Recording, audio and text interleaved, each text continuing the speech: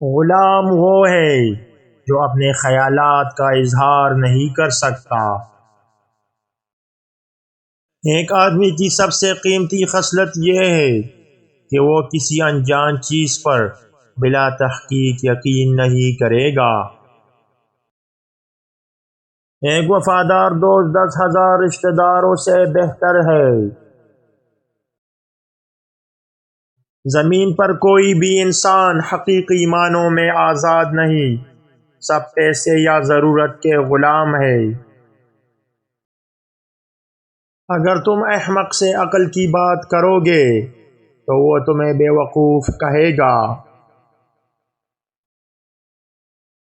جو شخص اپنی جوانی میں سیکھنے سے گریز کرتا ہے وہ ماضی کو کھو دیتا ہے اور مستقبل کے لیے مر جاتا ہے۔ اپنے آپ کو برتر سمجھنے والے لوگوں سے اپنے دل و دماغ کو روکنا عقل مندی ہے۔ جب محبت حد سے زیادہ ہوتی ہے تو اس سے انسان کو نہ عزت اور نہ ہی کوئی قابلیت ملتی ہے۔ دوستی آپ کی خوشیوں کو دگنا کرتی ہے اور آپ کے غموں کو تقسیم کرتی ہے۔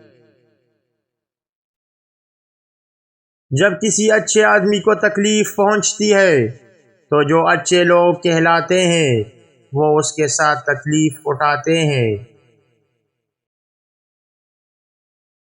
سب سے اچھی اور محفوظ چیز یہ ہے کہ آپ اپنی زندگی میں توازن رکھیں، اپنے ارد گرد اور ہمارے اندر موجود عظیم طاقتوں کو تسلیم کریں۔